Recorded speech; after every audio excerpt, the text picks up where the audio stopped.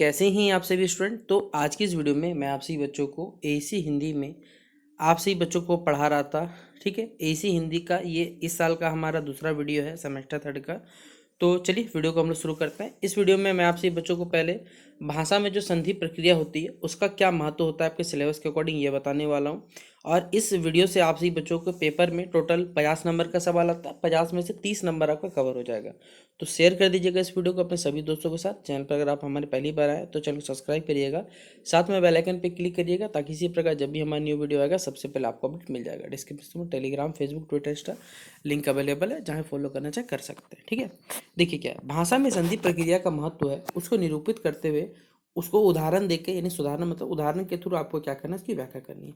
ये सवाल अगर आप previous year question paper check करते हो तो प्रीवियस ईयर क्वेश्चन पेपर आए हुए सवाल है। ठीक है, तो ये 15 मार्क्स में पूछा हुआ आपका सवाल है। तो आइए जानते सबसे पहले क्या होता है भाषा में। अगर हम लोग बात करें, इसमें संधि प्रक्रिया का परिचय देते हैं, इंट्रोडक्शन देते हैं। ठीक है, तो भाषा में जो संधि है, शब्द है और ध्वनियों के मेल में एक ऐसी प्रक्रिया है जिससे क्या होता है, जब दो शब्द या कहा जाए ध्वनियाँ आपस से जुड़कर एक नया स्वरूप का निर्माण करती है, इस प्रोसेस को कहा जाता है। यह प्रक्रिया बेसिकली संधि कारक अक्षर के आधार पर ध्वनि परिवर्तन करता है। ये जो प्रक्रिया में क्या होता है, संधि कारक अक्षर के आधार पर उसमें ध्वनि में क्या होता है, चेंजेस हो जाता है। और शब्दों को जोड़ने का जो एक माध्यम जो होता है वो सुगम, इजीली शब्द क्या होता है, इजीली हमारे पास जुड़ जाते हैं।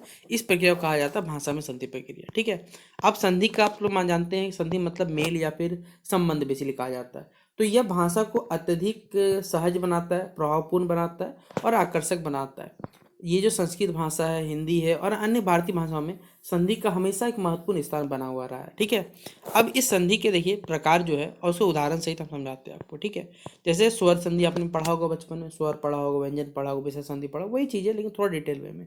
कि स्वर संधि जिसे हम लोग वोवेल कॉम्बिनेशन के नाम से जान सकते हैं। ठीक है, स्वर संधि में जब दो शब्दों के अंत और प्रारंभ में स्वर आते हैं, यानी जैसे हमारे पास कोई दो लेटर है जिनके लास्ट में और फर्स्ट लेटर में स्वर व्यंजन आ जाता है हमारे पास, तो आपस में मिलकर एक नया स्वरूप बनाते हैं। जैसे आप अगर देखोगे तो यहाँ पर लास्ट और फर्स्ट दोनों में हमारे पास राम जोड़ इंद्र, ये एक नया वर्ड बनाया हमारे पास रामेंद्र। यहाँ अ और ई मिलकर क्या होगा, ऐ बनाते हैं हमारे पास, इसलिए इन शब्दों को हम लोग क्या कहते हैं, स्वर संधि कहते हैं। ठीक है, अगला इसी उदाहरण लेगो, गुरु जोड़ ईश्वर, क्या हो जाएगा, गुरुवेश्वर हो जाएगा हमारे पास।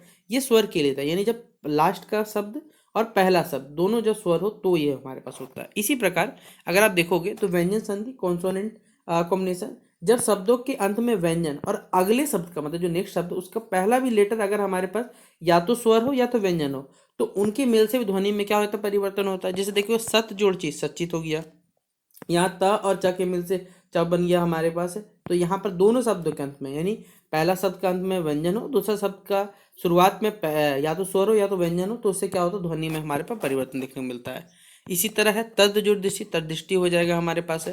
जैसे हमने दो पढ़ा स्वर व्यंजन, उसी प्रकार हमारे पास क्या विसर्ग संधि कह सकते हैं। ठीक है, तो यहाँ पर जब विसर्ग के बाद क्या आता है, स्वर या व्यंजन आ जाता है। जैसे विसर्ग के बाद स्वर या व्यंजन है तो भी ध्वनि परिवर्तन, जैसे राजा जोड़ इंद्र क्या हो जाएगा, राजेंद्र हो जाएगा।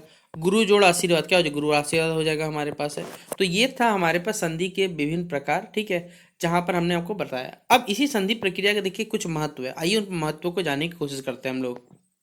जैसे पहला पॉइंट दिया हुआ है भाषा की प्रभावशीलता बढ़ाना। जैसे संधि शब्दों के मेल से क्या होता है, भाषा को हम लोग प्रभावपूर्ण और श्रवणीय मतलब सुनने योग्य बनाते हैं। यह पाठ को पढ़ने और समझने में क्या होती है, सहायक होती है। इससे हमें पाठ को पढ़ना और समझने में क्या होता है, आसानी होता है। जैसे राम इंद्र की तुलना में अगर कोई मान लीजिए रामेंद्र बोलता है, तो ये बोलने में भी आपको सहज है और इसे किसी को समझाने में भी ईजी पड़ता है हमारे पास है। ये भाषा की क्या होती है, प्रभावशीलता होती है। दूसरा है साहित्यिक सौंदर्य में भी देखिए संधि भाषा के जो साहित्यिक सौंदर्य को क्या करता है, बढ़ाता है हमारे पास है। संस्कृत और हिंदी साहित्य में देखिए, सबका संस्कृत हो चाहे हिंदी साहित्य हो, सब में इसका उपयोग काव्य और जो गद्य होते हैं हमारे पास है उनको अधिक आकर्षक बनाने के लिए किया जाता है हमारे पास। ठीक है, उदाहरण जैसे कालिदास ने अपने ग्रंथों में क्या किया, संधि का व्यापक प्रयोग किया। जैसे रघुवंशम में ठीक है, गजेंद्र, गज जोड़ इनको हटा कर उन्होंने गजेंद्र लिखा हमारे पास है। तीसरा पॉइंट है शब्दों के संक्षिप्तीकरण में सहायक होता है। देखिए बहुत सारे शब्द ऐसे जिनको लंबे वाक्य को छोटा कर सकते हैं, छोटा करने के लिए संधि का इस्तेमाल करते हैं। जैसे दिवस प्लस रात्रि, दिवरात्रि दीवारात्रि लिख सकते हैं, इसे शॉर्ट कर सकते हैं।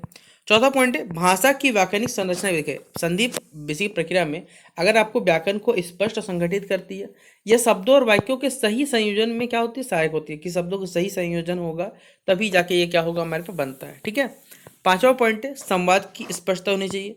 संधि प्रक्रिया जो है वो भाषा को अत्यधिक क्या करती है, स्पष्ट और अर्थपूर्ण बनाती है, जिससे लोगों को समझने में आसानी होती है। अग्नि प्लस उत्पन्न अग्नि उत्पन्न हो जाएगा, जो मूल अर्थ को भी क्या करता है, स्पष्ट रूप से व्यक्त करता है कि मूल वर्ड क्या है आपका। छठा पॉइंट है ध्वनि और उच्चारण में क्या होता है हमारे पास सुधार। देखिए संधि ध्वनि और उच्चारण को क्या करती है, सरल और प्राकृतिक बनाने का कार्य करती है। अब संधि प्रक्रिया और भाषाओं में देखिए क्या योगदान है। संस्कृत भाषा में संधि का योगदान है, क्योंकि आपको मालूम है संस्कृत में संधि भाषा का विशेष महत्व है।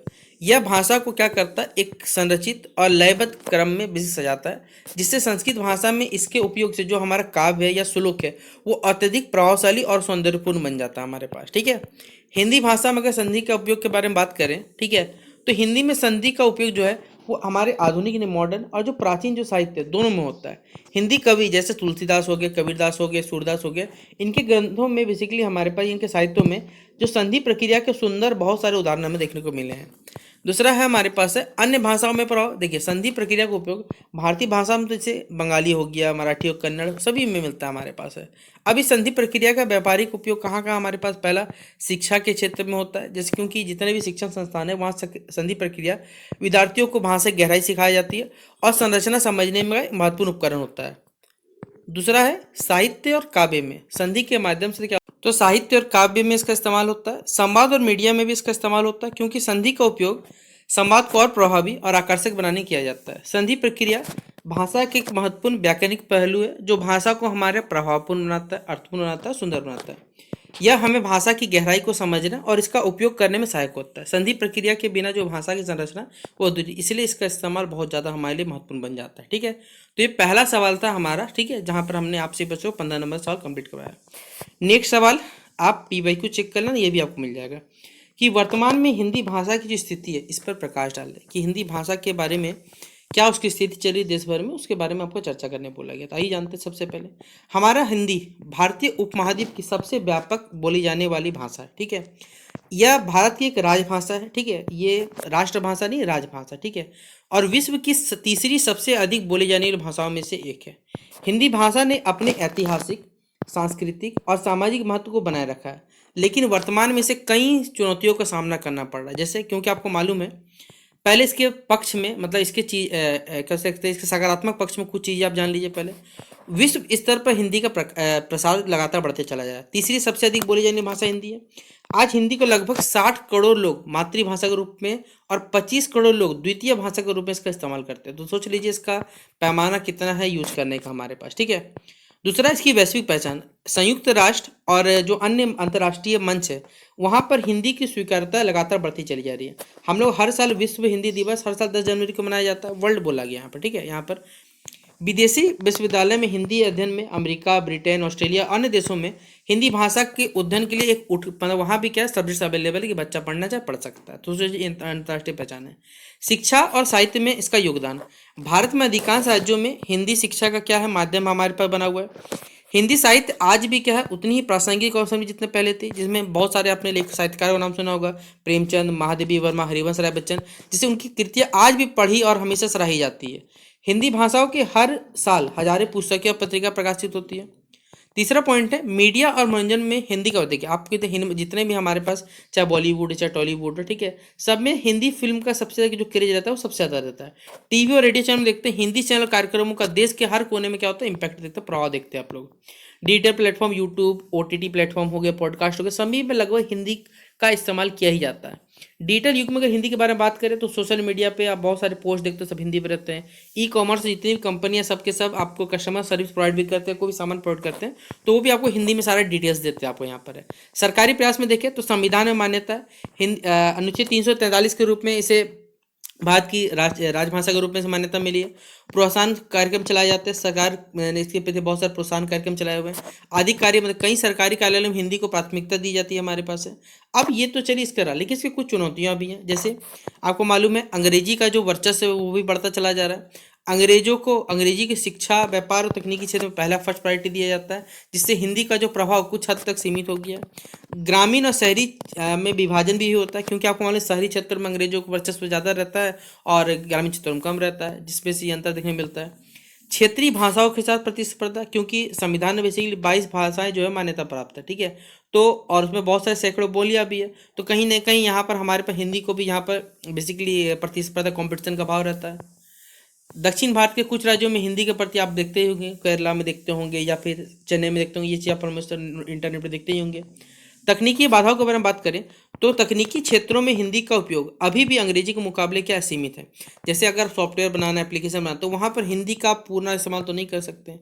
भाषा के प्रति उदासीनता, सॉरी, हिंदी बोलते समय आप देखोगे कि समुदाय में इसके उपयोग और प्रचार प्रसार के प्रति जागरूकता और प्रयास की कमी। देखिए, लोग इसके प्रचार प्रसार में भी क्या करते हैं, कमी करते हैं। ठीक है, अंग्रेजी बोलना लोगों को क्या कहते हैं, उसको थोड़ा अट्रैक्टिव बनाता है, जिस वजह से उसका प्रचार प्रसार बढ़ जाता है। ठीक है, अब इस हिंदी भाषा की क्या संभावनाएं और अवसर बताया गया।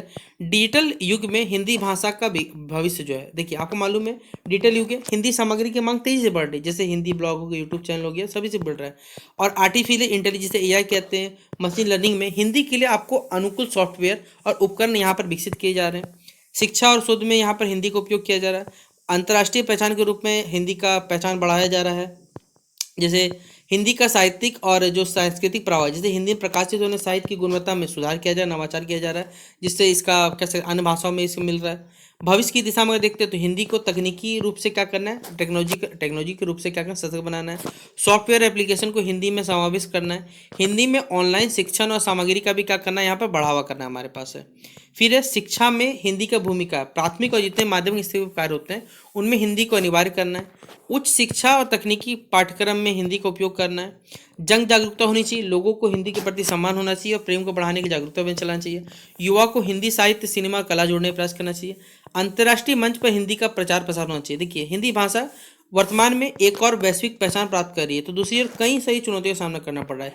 तकनीकी विकास है, डिजिटल युग है, सरकारी प्रयासों ने हिंदी को प्रासंगिक बनाया है। इसके लिए साथ ही साथ भाषा के प्रति जो जागरूकता और हिंदी के प्रति अगर देखा जाए हमारे पास है, प्रेम को बढ़ाकर और ज़्यादा सशक्त बनाया जा सकता है। हिंदी केवल हमें भाषा नहीं है, बल्कि हमारी संस्कृति हो गई, परंपरा होगी, इसका पहचान का प्रतीक होता है। इसलिए इसका संरक्षण करना चाहिए और प्रचार प्रसार के लिए हर व्यक्ति को, हर यानी भारतीय को अपना योगदान देना यहाँ पर आवश्यक हो जाता है। तो ये थे हमारे 2 सवाल आज के इस वीडियो के, जहाँ हमने आपसे बच्चों 30 नंबर के सवाल पेपर में जो पूछे जाते हैं वो कंप्लीट करवा दिए। कंप्लीट होता हमारा ये वीडियो, तो शेयर कर दीजिएगा इस वीडियो को अपने सभी दोस्तों के साथ, और चैनल पर न्यू है सब्सक्राइब कर दीजिएगा। वीडियो कैसा लगा कमेंट जरूर बताइएगा। बाकी बेस्ट हिसाब से बच्चों को मिलते हैं नेक्स्ट वीडियो पे, तब तक के लिए जय हिंद और जय भारत।